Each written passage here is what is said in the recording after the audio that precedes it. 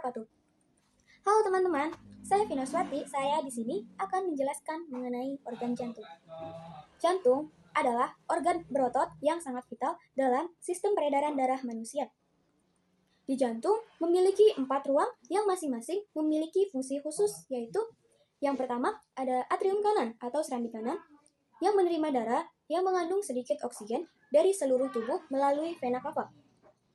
Selanjutnya, ventrikel kanan atau bilik kanan, yaitu memompa darah kotor dari atrium kanan menuju paru-paru melalui arteri pulmonalis untuk dibersihkan dan diberi oksigen. Selanjutnya, atrium kiri atau serambi kiri, dia yang menerima darah yang kaya oksigen dari paru-paru melalui vena pulmonalis. Ventrikel kiri atau bilik kiri, yaitu ruangan terkuat di jantung yang memompa darah kaya oksigen ke seluruh tubuh melalui aorta.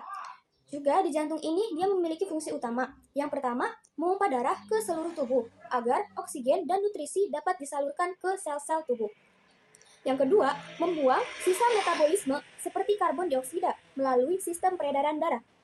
Yang terakhir, mengatur tekanan darah dan menjaga kelancaran sirkulasi darah.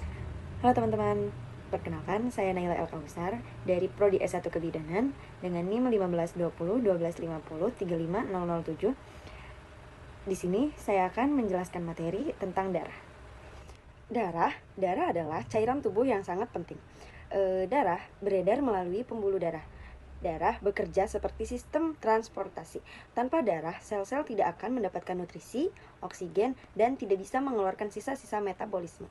Ada 2 komponen utama darah, yaitu yang pertama plasma darah yang berfungsi untuk mengangkut nutrisi, protein, dan hormon. Kemudian ada sel-sel darah. Sel-sel darah itu ada 3 jenis. Yang pertama sel darah merah, yaitu eritrosit. Yang kedua ada sel darah putih, itu leukosit. Dan yang ketiga yaitu ada keping darah, yaitu trombosit.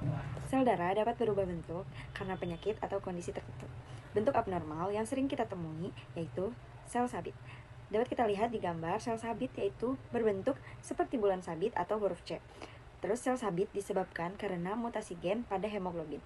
Gejala khas yang terjadi itu nyeri hebat, kelelahan, risiko stroke, dan infeksi meningkat. Yang kedua yaitu ada sel eritrosit. Sel eritrosit itu berbentuk lonjong seperti telur atau elips. Sel eritrosit terjadi karena hereditary erythrocytosis atau kelainan bawaan pada membran sel dan bisa juga muncul pada anemia defisiensi besi.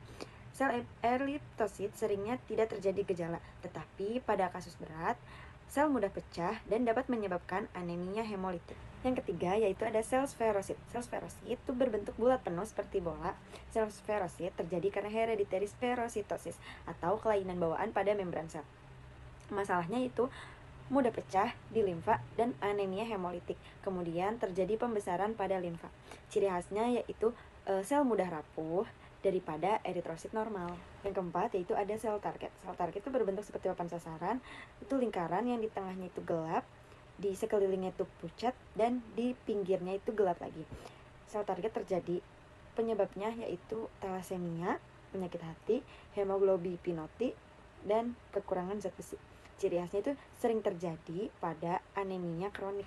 Yang kelima yaitu ada sel esinosit. Sel esinosit itu berbentuk bulat dengan ada tonjolan di seluruh permukaan. Kemudian penyebabnya itu gangguan ginjal dan kekurangan elektrolit. Masalahnya yaitu umumnya tidak mudah pecah, tetapi menunjukkan adanya gangguan metabolik pada tubuh. Yang keenam yaitu ada sel akantasit. Sel akantasit berbentuk bulat dengan tonjolan tajam, panjang, dan tidak merata. Penyebabnya yaitu penyakit hati berat dan gangguan metabolisme lemak. Masalahnya yaitu mudah tertahan dan dihancurkan di limfa dan anemia hemolitik.